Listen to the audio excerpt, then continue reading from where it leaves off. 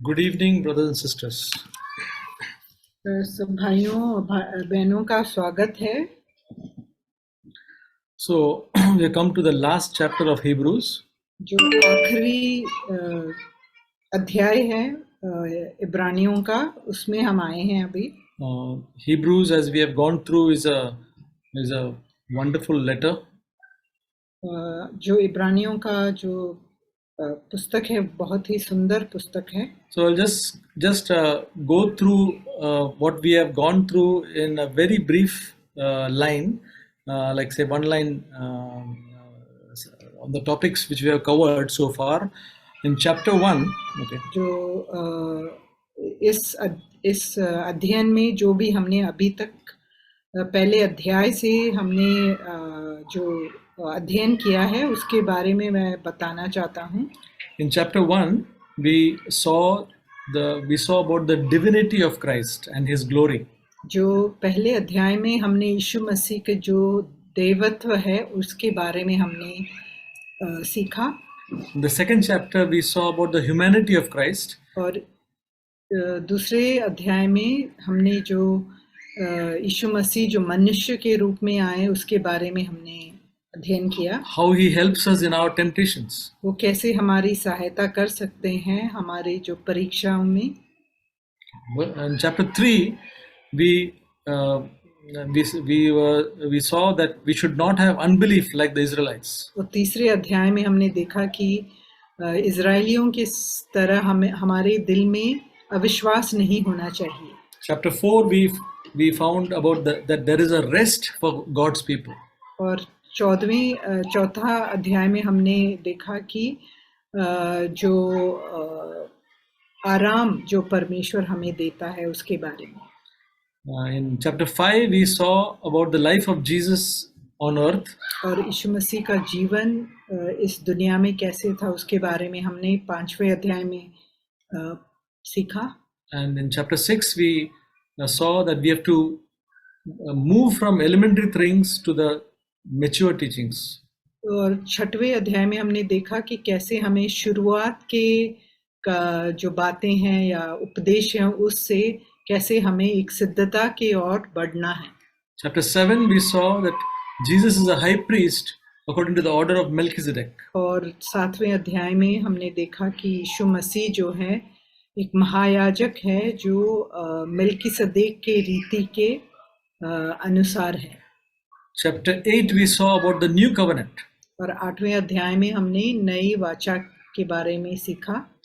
In chapter 9, we saw the difference between the old covenant way of worshipping and the new covenant. और जो 9वें अध्याय में हमने जो पुराने वाचा के अनुसार जो हम आराधना करते हैं और नई वाचा के अनुसार जो आराधना करते हैं उसमें जो अंतर है उसके बारे में हमने सीखा। In chapter 10, we saw that it is not sacrifice and offerings that God requires, but to do His will. और 10वें अध्याय में हमने देखा कि परमेश्वर ये नहीं चाहता कि हम बलि चढ़ाएं, लेकिन वो चाहते हैं कि हम उनकी इच्छा को पूरा करें। And we saw that Jesus did the will of God and opened a way, a new and living way for us. और हमने देखा कि यीशु मसीह ने जो है परमेश्वर की इच्छा पूरा किया और उसके द्वारा हमारे लिए एक रास्ता उन्होंने खोल दिया, नया रास्ता। Chapter 11, we saw about the men of faith. और 11वें अध्याय में हमने जो है विश्वास के जो जन हैं उनके बारे में हमने सीखा। Chapter 12, we saw about God's discipline in our lives. और 12वें अध्याय में हमने देखा कि परमेश्वर की ताड़ना जो वो हमें देते हैं। And that the motivation to obey in the new covenant is out of love and not out of fear. और जो जिस उद्देश्य से हम परमेश्वर की जो कल्पनाओं को मानते हैं वो प्रेम के कारण ना कि भय के कारण। So now all these things are written very much in the Hebrews book of Hebrews, and some of them are not written in other letters. और ये सब बातें जो हैं इब्रानियों के पुस्तक में ही लिखा गया है और ये जो है दूसरी जो letters. जो पत्र हैं उनमें नहीं लिखे गए। So now we will go to the last chapter 13, and here it says, after saying all these things, the writer of the Hebrews says that we must possess some certain qualities. और इन सब बातों को बताने के बाद जो है लेखक हमें समझाता है कि हमें कुछ ऐसे गुण हमारे अंदर होने चाहिए. So let us listen carefully, and I have studied this along with some commentary. और हम ध्यान से सुने. मैंने इस किसी कमेंट्री का मदद लिया है इसके बारे में अध्ययन करने के लिए. There's a person, very old, this thing commentary called Matthew Henry's commentary. जो मैथ्यू हेनरी करके एक कमेंट्री है जिन्होंने ये लिखा है ये commentary. And I use this for the study. और इस अध्ययन के लिए मैंने इसका उपयोग किया है. And so, as I'm sharing this word is for me also. तो जैसे मैं ये बांट रहा हूँ ये मेरे लिए भी है. Okay, because there are so many things here which I need to do myself. तो इनमें ऐसी कई बातें हैं जो मुझे भी अपने जीवन में प्रायोगिक रूप में ले आना चाहिए. So we'll see some of the qualities which God wants us to have. कुछ ऐसे गुण जो प्रभु चाहता है कि हमारे जीवन में हो उसके बारे में मैं बांटना चाहता हूँ. The first verse says, "Let love of the brethren continue." और पहला वचन कहता है 13वें अध्याय और पहला वचन, भाईचारे की प्रीति बनी रहे. So the spirit of Christianity is the spirit of love. जो ख्रिस्ती के जो ईसाई धर्म है उसका जो पीछे जो आत्मा है वो एक प्रेम की आत्मा है. So when we think about Christians, the quality of love should be there. जब हम ख्रिस्ती लोगों के बारे में सोचते हैं तो हमारे मन में जो पहली बात आनी चाहिए वो है प्रेम. So it says, "Let love of the brethren continue." तो इसीलिए कहा गया है कि भाईचारे की प्रीति बनी रहे. And Romans 12:10 says, "Be devoted to one another in brotherly love." और रोमियो 10 का 12:10 12 का 10वें वचन में कहा गया है कि भाईचारे के प्रेम से एक दूसरे से स्नेह रखो, परस्पर आदर करने में एक दूसरे से बढ़ चलो. Yeah. So give preference to one another in honor. परस्पर आदर करने में एक दूसरे से बढ़ चलो. Then 1 Thessalonians 4:9 says, और पहला थिस्सलुनीयों का पुस्तक और 4 अध्याय और 9वां वचन. This is a wonderful verse where it says that now as to the love of the brethren, you have no need for anyone to write to you, for you yourselves are taught by God to love one another. किंतु भाईचारे की प्रीति के विषय में यह आवश्यक नहीं कि मैं तुम्हारे पास कुछ लिखूं, क्योंकि आपस में प्रेम रखना तुमने आप ही परमेश्वर से सीखा है. So brothers and sisters, God is the one Holy Spirit is the one who teaches us to love one another. जो पवित्र आत्मा है वो ही हमें सिखाता है एक दूसरे से प्रेम रखना. In Romans 5:5, I think it is written that the love of God is shed abroad in our hearts by the Holy Spirit. और रोमियो का 5वां अध्याय और उसके 5वें वचन में लिखा है कि पवित्र आत्मा जो हमें दिया गया है उसके द्वारा परमेश्वर का प्रेम हमारे मन में डाला गया है. Yeah. Then in 1 Peter chapter 1 verse 22, और पहला पत्रस 1:22, पहला अध्याय और उसका 22वां वचन. So here it says, "Since you have in obedience to the truth purified your souls for a sincere love of the brethren, fervently love one another from the heart."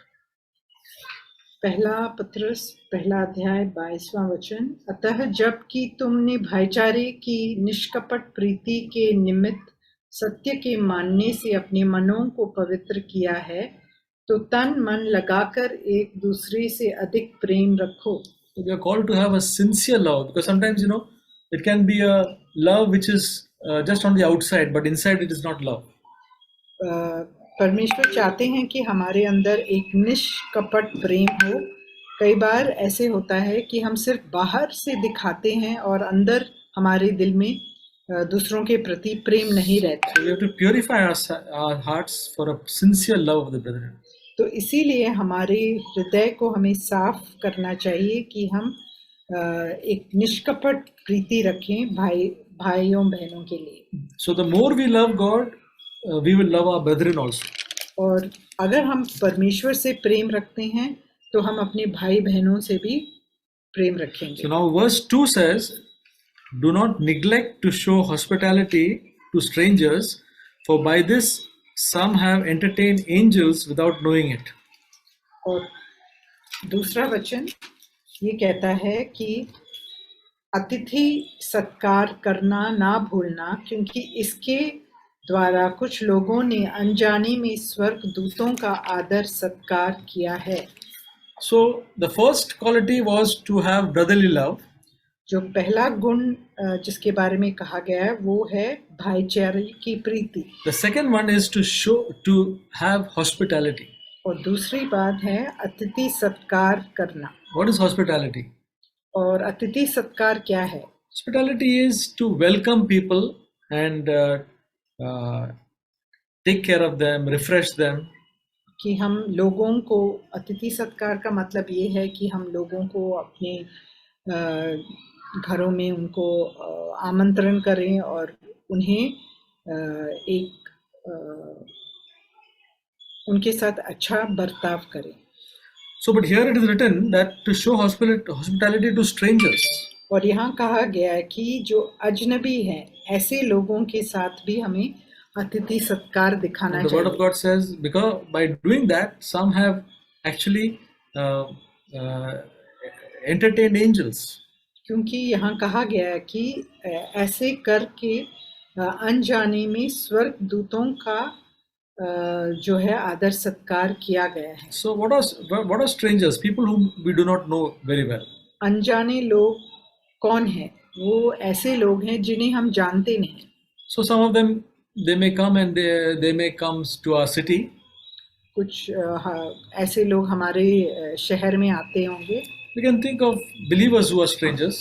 हम जो विश्वासी लोग हैं जो इस शहर में आते हैं उनके बारे में सोचेंगे। And they may have some difficulties. और उन्हें कुछ मुसीबतों का सामना करना पड़े। They may feel lonely.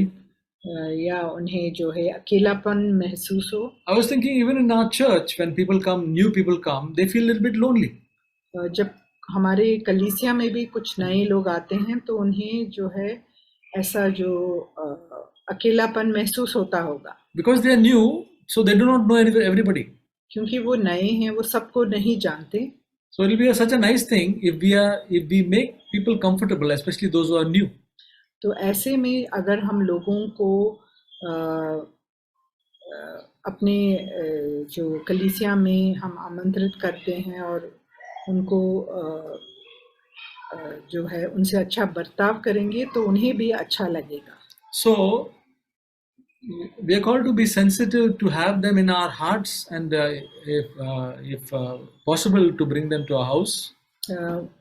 प्रभु चाहता है कि हम लोगों के से सहानुभूति दिखाएं और हो सके तो हम उन्हें अपने घरों में भी आमंत्रित करें। Of course, we must be wise in checking about them as required. हमें लेकिन बुद्धिमानी से कार्य लेना चाहिए। हमें जानना चाहिए कि वो कैसे लोग हैं। But the spirit of hospitality is something which the Word of God speaks about. लेकिन जो अतिथि सत्कार का जो आत्मा है वो वचन में उसके बारे में बहुत कहा गया है। In Matthew 25:35, Jesus said, "When I was a stranger and you invited me in." तो मत्ती का 25वां 35 अध्याय और उसका 35 वचन में यीशु मसीह ने कहा कि मत्ती 25 का 35, क्योंकि मैं भूखा था और तुमने मुझे खाने को दिया, मैं प्यासा था और तुमने मुझे पानी पिलाया, मैं परदेशी था और तुमने मुझे अपने घर में ठहराया। So then it says in Romans 12:13 about that we must practice hospitality. और रोमियो 12 के 13वें वचन में कहा है कि हमें अतिथि सत्कार दिखाना चाहिए। Practicing hospitality means we can call someone for a meal and maybe for some refreshment and rest and all. इसका ये मतलब है कि हम लोगों को अपने घरों में बुला सकते हैं, उन्हें खाना दे सकते हैं। So that is one way. That is the way of showing hospitality. और इस प्रकार हम अतिथि सत्कार दिखा सकते हैं। So the word of God keeps on saying about it. In 1 Peter chapter 4:9 it says, "Be hospitable to one another without complaint." और बिना 1 Peter 4:9. पहला पतरस 4 अध्याय और उसका 9वां वचन, और इसमें कहा गया है कि बिना कुड़कुड़ाए एक दूसरे का अतिथि सत्कार करो। Yeah. So this hospitality is something which we should try to practice in our life. और ये एक ऐसी बात है जो हमें अपने जीवन में लागू करना चाहिए। So Abraham, in Genesis 18, we find Abraham refreshed some strangers. Abraham ने हम उत्पत्ति के 18 अध्याय में देखते हैं कि उन्होंने ऐसे कुछ अनजान या अजनबी लोगों का अतिथि सत्कार किया। And it happened to be angels. और बाद में उनको पता चला कि वो स्वर्गदूत हैं। So what we do to the strangers in obedience to God, He will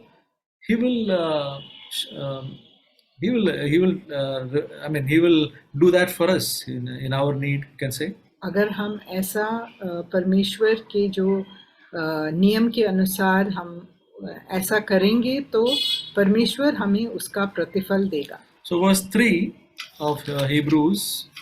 So we're coming to the third one. Remember the prisoners as though in prison with them, and those who are ill-treated, since you yourself also are in the body. कैदियों की ऐसी सुधि लो कि मानो उनके साथ तुम भी कैद हो, और जिनके साथ बुरा बर्ताव किया जाता है उनकी भी यह समझकर सुधि लिया करो कि हमारी भी देह है। So brothers and sisters, we find that as Christians, we find that some of us are having difficulties and trials at the particular time.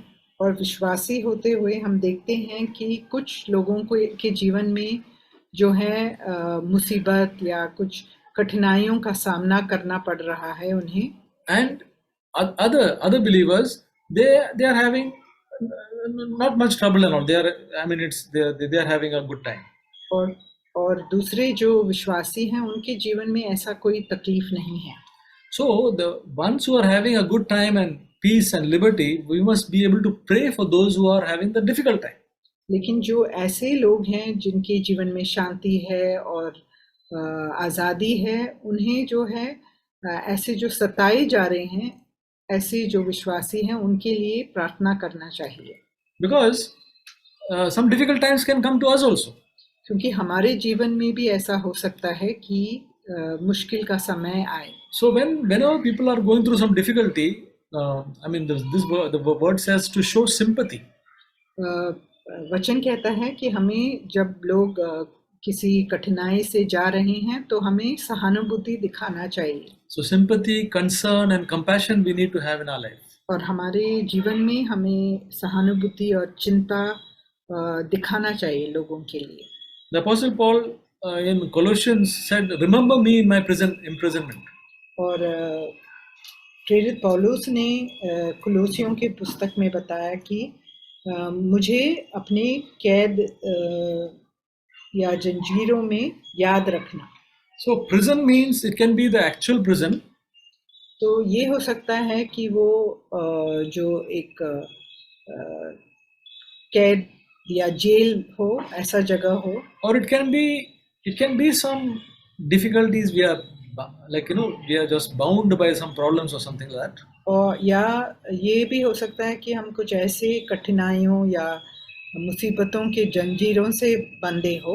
So when we think of such things, we must, instead of being indifferent, say it's not my problem. It's not that big. But we must pray for them. We must show them some concern, and in any way we can pray for them, help them. We must do that. जब ऐसे होता है तो हम We must not be indifferent. हाँ, हम दूसरों के प्रति हम चिंता दिखाएं और उनका ख्याल रखें. Again, in Matthew 25:36, Jesus said, I was in prison and you came to me. और मत्ती 25वां अध्याय और उसका 36 वचन में कहा गया है कि मैं बंदीगृह में था और तुम मुझे देखने आए. And in Hebrews 10:34, it says, you showed sympathy to the prisoners. और इब्रानियों का 10 का 34 में दिया है कि Hebrews क्योंकि 10:34. तुम कैदियों के दुख में भी दुखी हुए. So, brothers and sisters, these are not some things which naturally come to us. ये जो एक स्वाभाविक रूप में हम ऐसे नहीं होते हैं. That prisoners are there, we have some sympathy, or some people are in difficulty, and all of us don't have the same concern. तो हम सब ऐसे नहीं हैं कि कोई दूसरे लोग जो है कठिनाई से गुजर रहे हैं और हम उन्हें सहानुभूति दिखाएं. So this quality, this writer says that we must have this quality. ये गुण जो है ये हमारे अंदर होने चाहिए. And in the body of Christ, it says, if one member suffers, all members suffer with it. और वचन में ऐसे कहा गया है कि अगर एक अंग जो है दुख उठाता है तो और सारे अंग को भी वो महसूस होना चाहिए. See, in the family, we find in our own families, whenever somebody is suffering, we all suffer. क्योंकि हम अपने खुद के परिवार में देखते हैं कि अगर किसी को कुछ दुख है तो हमें भी उसके कारण दुख होता है. Similarly, in the body of Christ, when one member suffers, we all will feel the pain. तो इसी प्रकार कलीसिया में भी हम जब कोई किसी मुसीबत से गुजर रहा है तो हमें भी उसके बारे में चिंता दिखाना चाहिए. And when one member rejoices, we all rejoices. That is the body of Christ. जब कोई आनंदित होता है हम सब मिलकर आनंदित हो के साथ. May God help us to be like that. परमेश्वर हमें सहायता दे ऐसे हम बनने में. So now we go to the fourth verse and the fourth quality. और चौथा वचन और चौथा गुण. Let marriage be held in honor among all, and let the marriage bed be undefiled. For fornicators and adulterers, God will judge. विवाह सब में आदर की बात समझी जाए और विवाह बिछौना निष्कलंक रहे, क्योंकि परमेश्वर व्यभिचारियों और परस्त्रीगामियों का न्याय करेगा. See, God is the one who made marriage. परमेश्वर ने ये स्थापित किया, जो शादी या विवाह है उसको परमेश्वर ने ही स्थापित किया. He blessed the first couple, Adam and Eve. जो पहला जोड़ा था उन्हें परमेश्वर ने आशीष दिया. And so it was God who started that, this thing of marriage. जो विवाह है वो परमेश्वर ने ही स्थापित किया है. And God has instructed us in the word of God that we should marry in the Lord. That means we should marry believers. तो और परमेश्वर ने वचन में बताया है कि हमें विश्वासियों के साथ ही जो है शादी करना चाहिए. We should not marry an unbeliever. कि हमें जो है जो अविश्वासी के साथ एक विवाह नहीं करना चाहिए. Because you'll have a lot of problems. क्योंकि उसके कारण हमें बहुत जो है मुसीबतों का सामना करना पड़ेगा. Jesus Christ honored marriage by attending a wedding feast. यीशु मसीह ने भी विवाह का आदर उन्होंने दिखाया. उन्होंने एक ऐसा जो विवाह में उन्होंने भाग भी लिया. Marriage is honorable as a means to prevent impurity and a defiled bed. और जो शादी है या विवाह है वो आदरणीय है और वो जो है रोक लगाता है ऐसी जो अशुद्धता और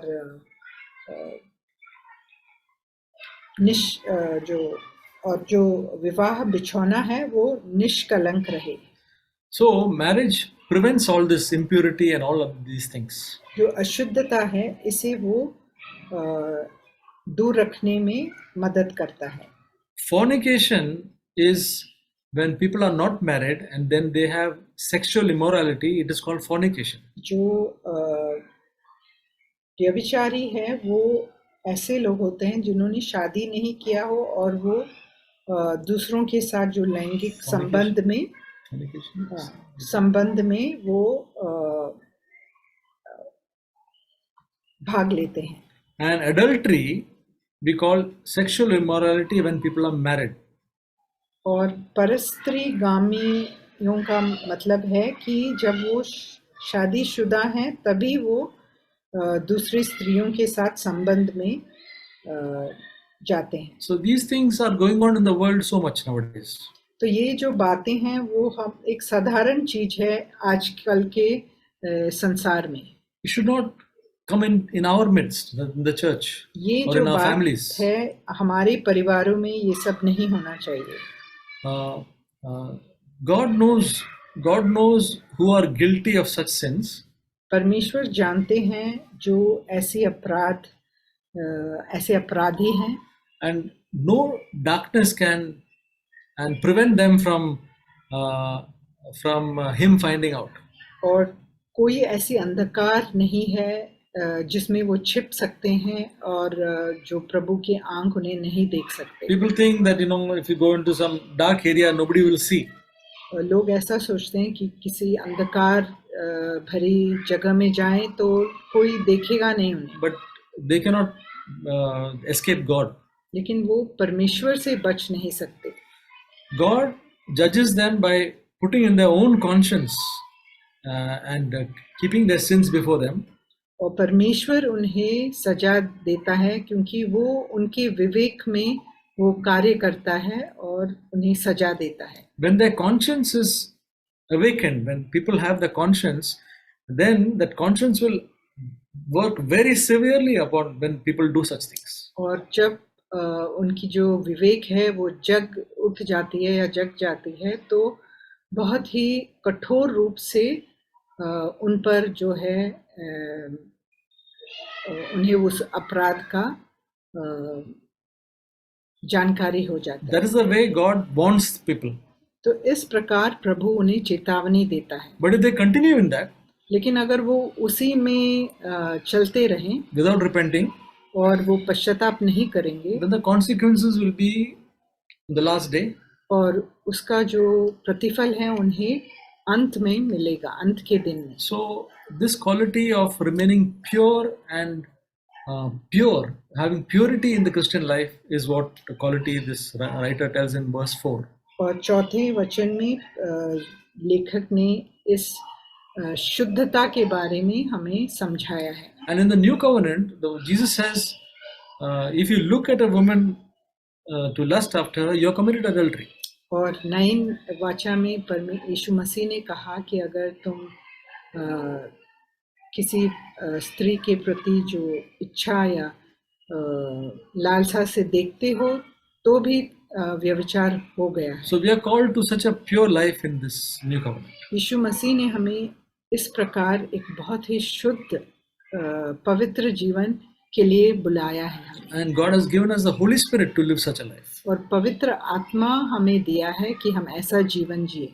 He has written His laws into our hearts. और उन्होंने अपनी जो नियम है वो हमारे दिलों में लिखा है। So that we will gladly want this life. कि हम आनंद से इस जीवन को चाहें। We'll go to verse 5.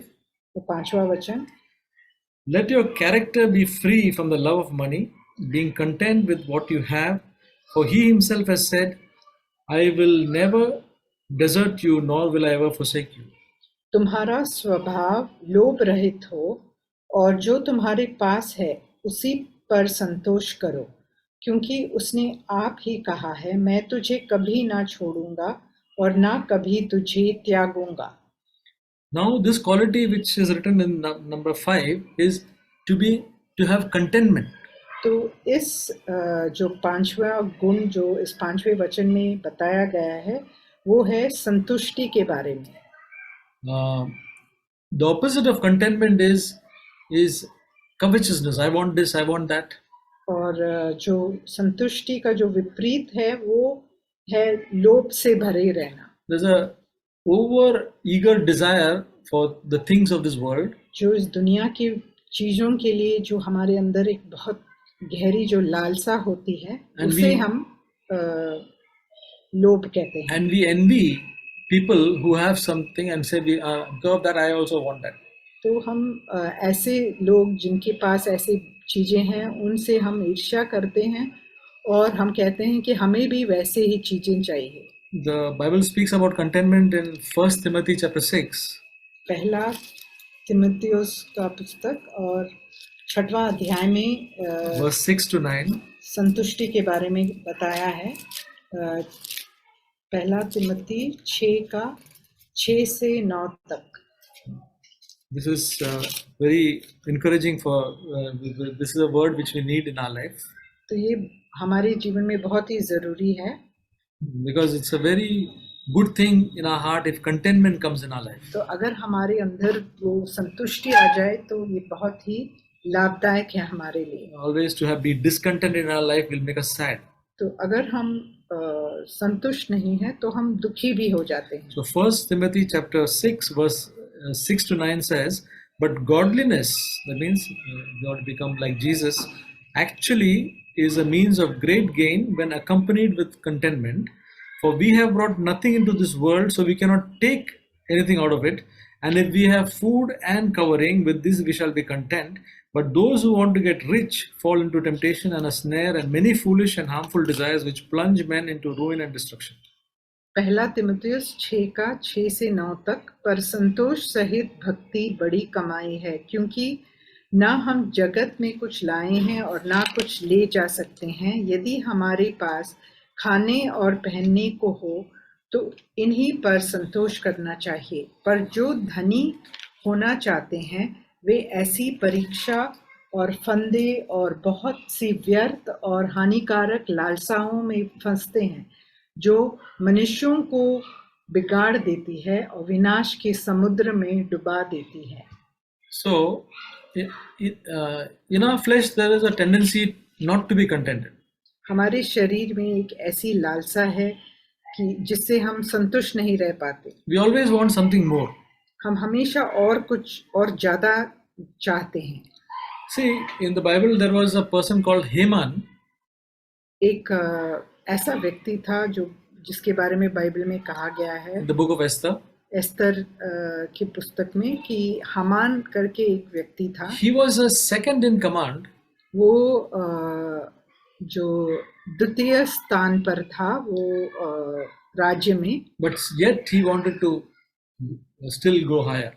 लेकिन वो चाहता था कि वो और भी आगे बढ़े। Ahab, King Ahab of Israel, was a king. वो जो और आहाब था जो एक इज़राइल का राजा था, But he wanted some land of one of his subjects. वो अपने ही जो किसी और का वो जमीन हड़पना चाहता था, He was not contented. क्योंकि वो संतुष्ट नहीं था। But see Paul, the apostle Paul. लेकिन हम प्रेरित पौलुस के बारे में हमने सुना है, He went through so many difficulties and troubles and all that, but he says that I have learned in everything, in every state, to be content.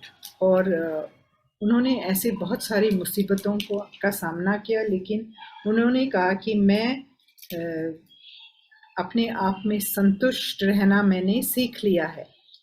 So, brothers and sisters, we have to learn this. It doesn't come naturally. ये स्वाभाविक रूप से हमारे अंदर ये बातें नहीं है, लेकिन हम इसे सीख सकते हैं। We should pray, Lord Jesus, I want to have a contented heart because you will take care of everything in my life.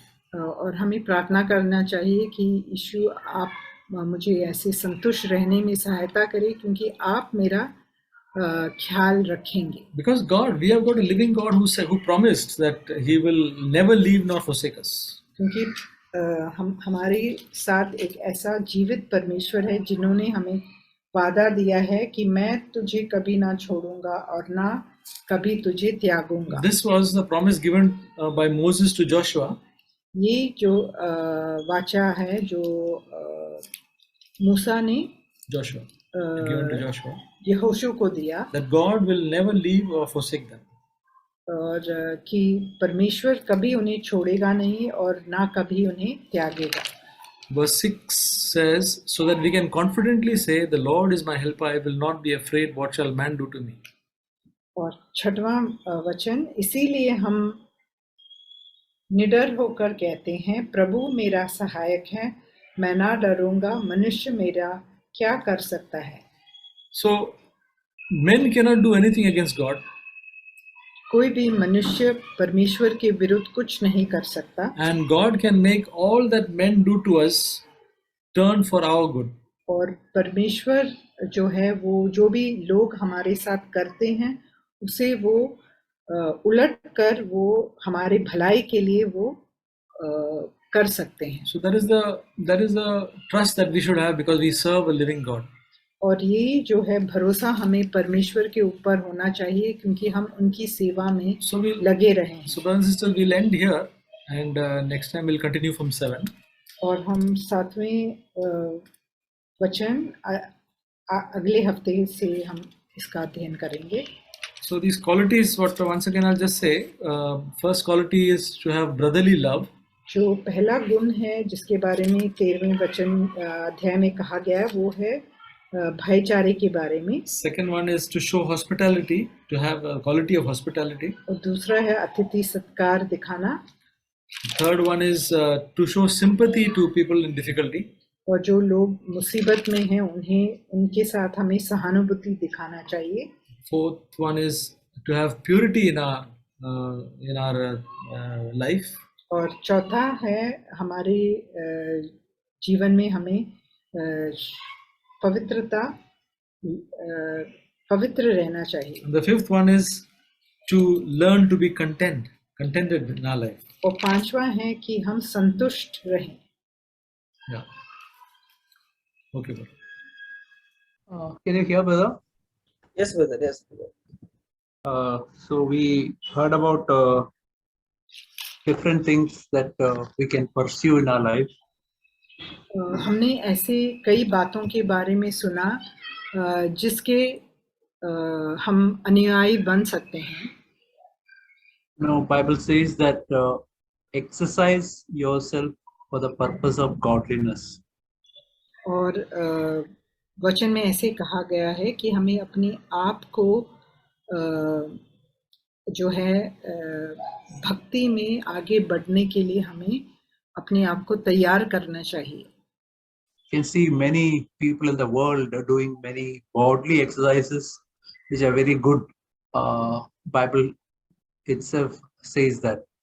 तो हम इस संसार में देखते हैं कि लोग जो है ऐसे शारीरिक व्यायाम करते हैं जो शरीर के लिए बहुत ही लाभदायक होता है। But godly exercises make us like Jesus Christ. लेकिन भक्ति में भी एक ऐसा व्यायाम है जो हम करके हम यीशु मसीह के समान बन सकते हैं। Bible also says that for those who are engaged in godly exercises, there are wonderful promises for them in this life. तो वचन में ऐसे भी कहा गया है कि जो लोग ऐसे अपना जो समय जो है जो भक्ति के व्यायाम में लगाते हैं तो उनके लिए परमेश्वर के ऐसे वादे हैं जो इस दुनिया में भी कायम रहेगा। Many times we are interested in obeying in those areas, which are easy and comfortable.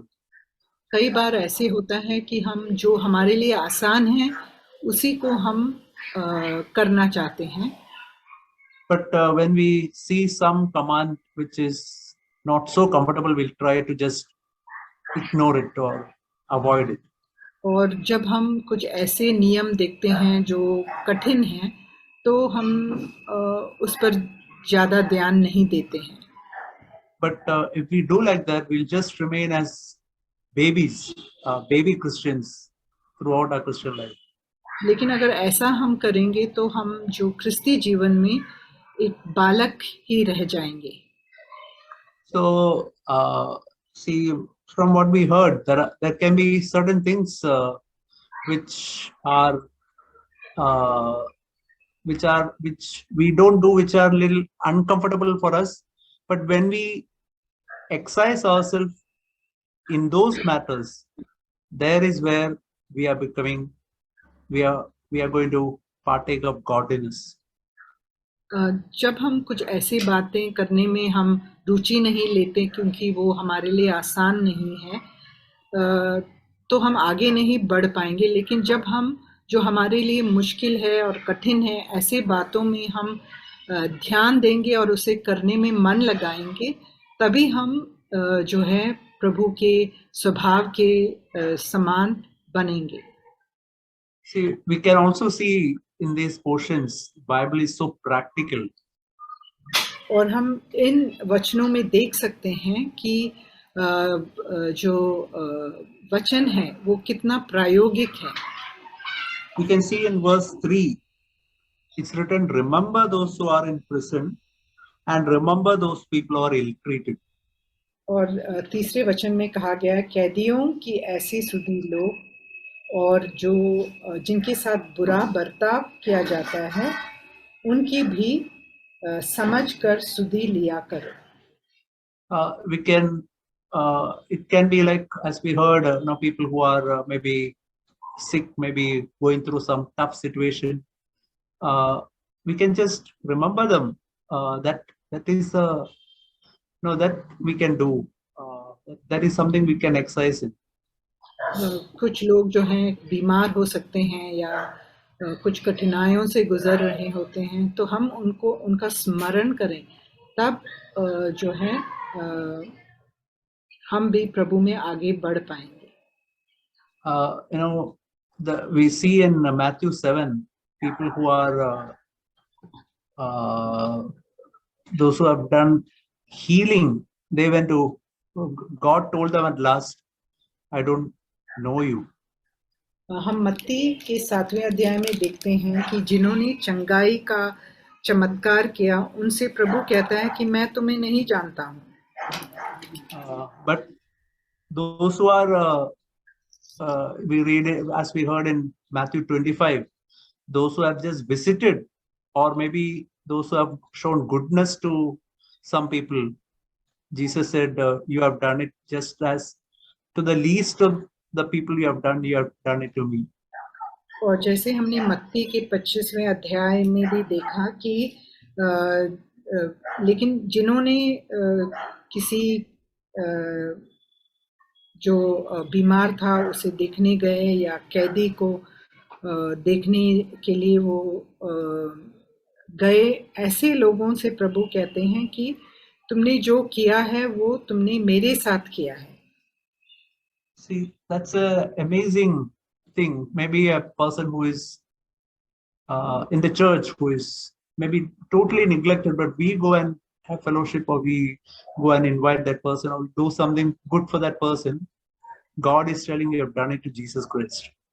तो ऐसा हो सकता है कि कोई ऐसा व्यक्ति हो कलीसिया में जो मतलब लोग जो हैं उनको ज़्यादा ध्यान नहीं देते हैं, लेकिन जब हम उनकी भलाई करते हैं तो प्रभु कहता है कि तुमने जो मेरे इस छोटे से छोटे भाइयों में से किसी एक के साथ किया, वो मेरे ही साथ किया है। So I want to, as we heard, I want to exercise myself in these matters. तो मैं भी ऐसे ही करना चाहता हूँ जैसे यहाँ लिखा गया है। As we were talking about all these points that Brother Matthew gave, so one thing I always remember about the desires that we have in our heart. जो भी आज ब्रदर मैथ्यू ने बांटा है, इन चीज़ों में से एक बात मेरे मन में सबसे आगे है, वो है जो इच्छा हमारे अंदर, हमारे दिल में है। So one thing it came to my knowledge is from Second Chronicles, where King Solomon, when he becomes king, the first thing that he asks God is for wisdom.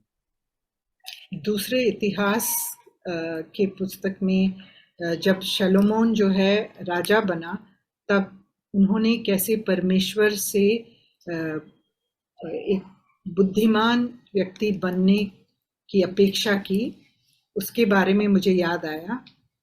I will read from Second Chronicles chapter 1 verse 10. It says, where King Solomon speaks to God and he says, give me now wisdom and knowledge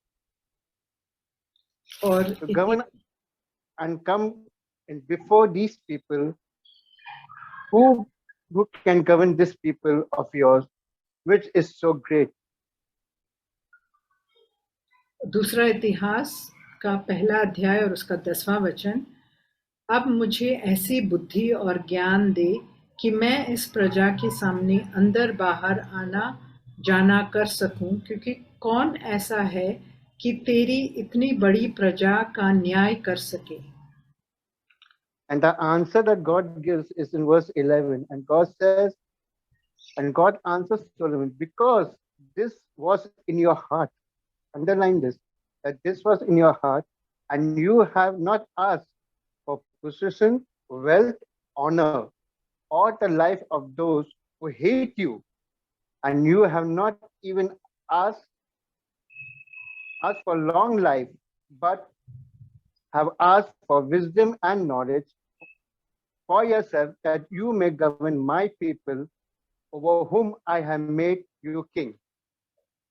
और 11वां वचन, दूसरा इतिहास 1 का 11वां वचन. परमेश्वर ने सुलेमान से कहा, तेरी जो ऐसी ही इच्छा हुई, अर्थात तू ने ना तो धन संपत्ति मांगी है, ना ऐश्वर्य, और ना अपने बैरियों का प्राण, और ना अपनी दीर्घायु मांगी, केवल बुद्धि और ज्ञान का वर मांगा है, जिससे तू मेरी प्रजा का, जिसके ऊपर मैंने तुझे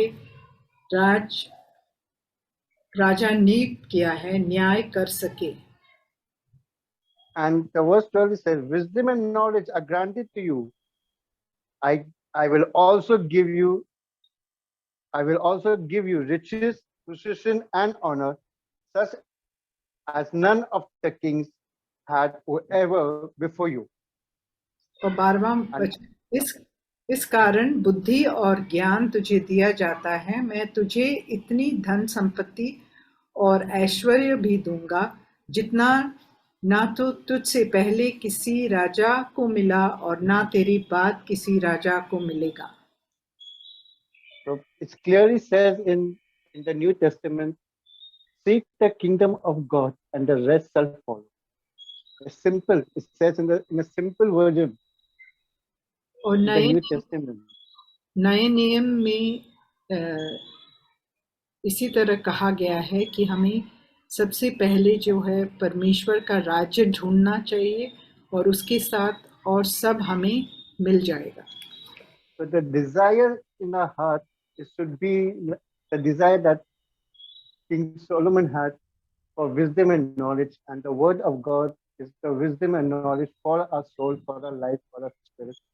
And because that wisdom and knowledge, we can grow greater and greater, not worrying about the position, not worrying about the riches, not worrying about where we stand, but always trying to gain the desire of God's will.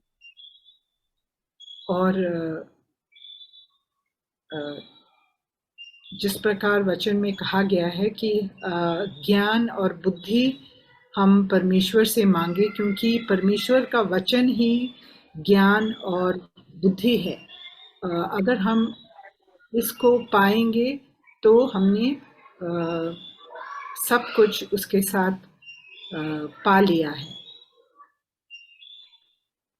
So, brothers and sisters, more important, the desires that was in our heart will always reflect from the nature of our heart. Amen. तो ये जो हमारे दिल के अंदर यही इच्छा हमेशा होनी चाहिए, ना कि कोई पद या कुछ जो दुनिया की चीज़ें हैं, इन चीज़ों के प्रति हमारे दिल में कामना नहीं होनी चाहिए।